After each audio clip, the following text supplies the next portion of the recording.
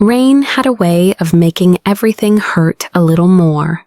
It wasn't heavy rain, just that soft, cold drizzle that clung to the air and soaked into clothes slowly, like sadness you didn't feel until it was too late. And tonight, Amelia Hart was standing in the middle of an empty parking lot, her mascara streaking down her cheeks, her arms wrapped tightly around herself as if they were the only thing keeping her upright. Her breath shook. Her phone buzzed again on the wet pavement where she'd dropped it, lighting up with the name she didn't want to see anymore. Nathan 4. Missed calls. Nathan, the man she'd spent 2 years believing was her future. Nathan, who made promises he never kept. Nathan, who asked her to meet him for dinner tonight, and then walked in with someone else. Not someone else, as in a stranger, someone else as in his ex. Amelia pressed her hand over her mouth to stifle a sob. The memory burned hot. Nathan pulling out a chair for the other woman. The way he whispered something that made her laugh. The way he didn't even notice Amelia standing there. She felt foolish, invisible, breakable. She had left the restaurant before the tears came, walking fast, her heels slipping on the wet pavement, her chest caving in with every step. She didn't even make it to her car before everything inside her cracked. And so she stood there, in the rain, alone. Her shoulders shook as another sob escaped her. "Hey!" The voice was warm, deep, close. Amelia froze. She hadn't heard footsteps. She hadn't noticed anyone approaching.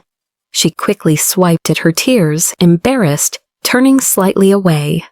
A man stepped under the dim parking lot light, tall, broad-shouldered, an umbrella in one hand, concern in his eyes. The kind of man who didn't feel loud or intrusive. The kind who made silence feel safer. His suit jacket was damp at the shoulders, his hair pushed back in a way that looked effortlessly handsome. When he stepped closer, the scent of something warm cedar, amber, rain followed. "Are you all right?" he asked gently. His voice carried something that made her chest tremble, a sincerity she wasn't prepared for. Her voice cracked. "I'm fine." He lowered his head slightly, just enough to catch her gaze. "You don't have to pretend, not with me." Amelia looked down. I don't even know you." "True," he said softly, "but even strangers can see when someone's been hurt." A tear fell again, and her breath hitched. The man hesitated only for a second before extending the umbrella over her head, shielding her from the drizzle. She blinked up at him as the sudden warmth wrapped around her. "You're getting soaked," she whispered. He offered the faintest smile. "I don't mind." She swallowed hard, unable to stop the tears from coming again. He stepped closer, not too close, not enough to frighten her, just enough to shield more of her body from the rain. "Can I ask what happened?" he murmured. Amelia shook her head, hugging herself tighter. "It's stupid."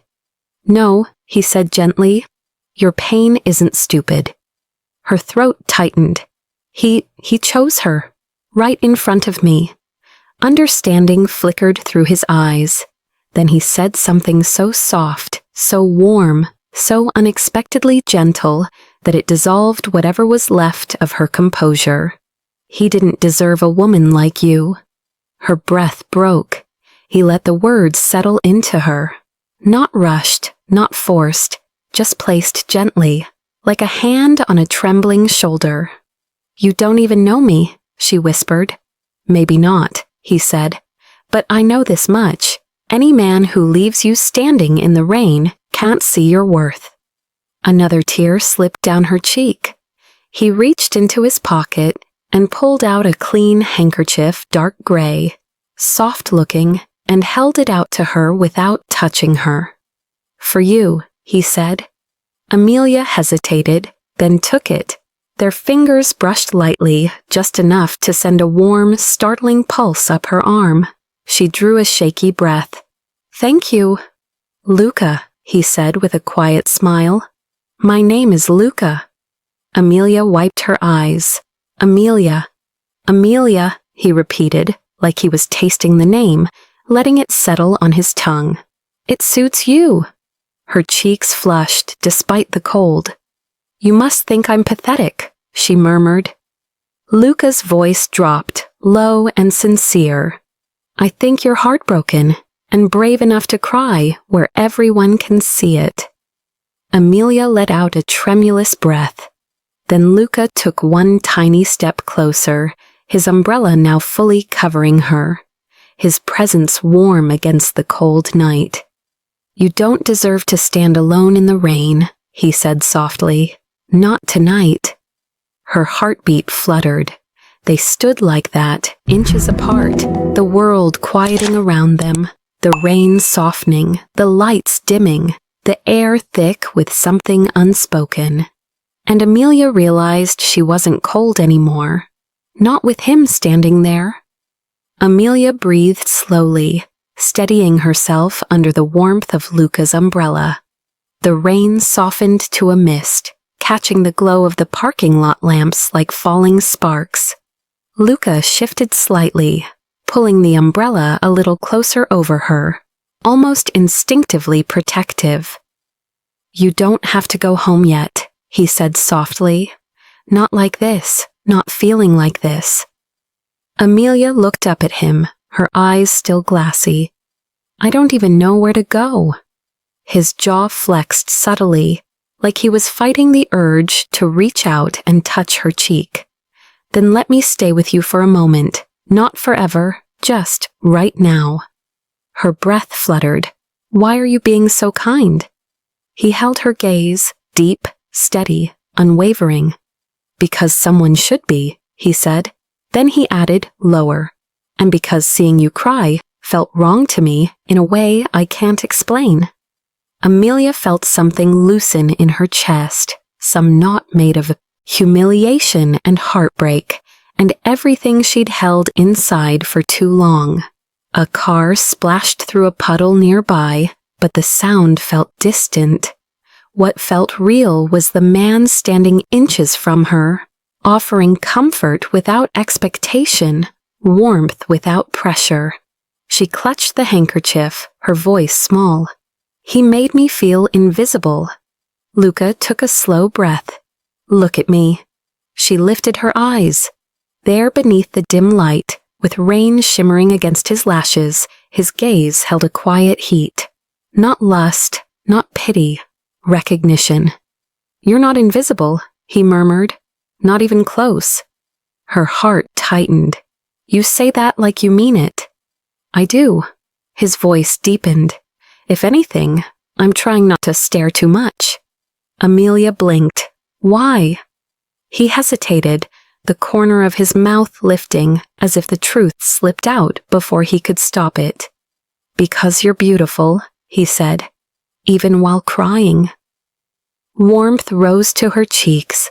For the first time that night, she felt seen, not as an afterthought, not as a comparison, as a woman standing in front of someone who actually cared enough to look deeper. A gust of wind brushed past them, and Amelia shivered. Luca noticed instantly. Without a word, he stepped closer slow, careful until his coat brushed her arm. It wasn't a bold move, it wasn't invasive, it was gentle, instinctive, protective. Cold? He asked softly. A little. He slipped his free arm around her shoulders, hesitant at first, then firmer when she didn't pull away. The sudden warmth made her exhale, sinking into the comfort without thinking.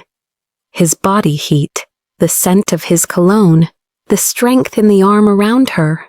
It unraveled her in the quietest, softest ways. You're shaking, he whispered. I know, she said, voice trembling not from the cold anymore. Luca looked down at her, his expression gentler than any she'd seen in years. "You don't have to be strong right now." Amelia leaned into him just a little, just enough to let her head rest near his collarbone. Luca froze for only a heartbeat, then lowered his chin slightly, almost brushing her hair with his cheek. "Thank you," she whispered. His arm tightened the faintest bit. "For what?" "For not letting me fall apart alone." Luca exhaled long, slow, controlled, like he'd been holding his breath since the moment he saw her.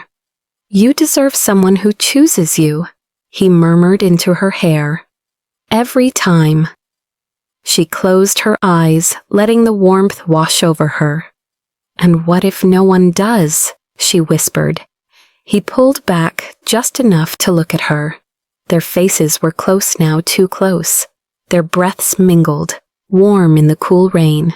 He held her gaze with a softness that almost undid her. "Amelia," he said quietly, "a man would be a fool not to." Her heart thudded once hard. For a moment, neither of them moved. The world stood still around them. Then Luca stepped, back not for lack of wanting, but out of respect. His voice was steady, but his eyes gave him away. "Do you want me to walk you to your car?" he asked. Amelia nodded, breath shaking. "Please." He offered his arm. She took it, and as they walked together through the rain, all hurt, warmth, and new possibility, Amelia felt something she hadn't felt in a long, long time. Hope.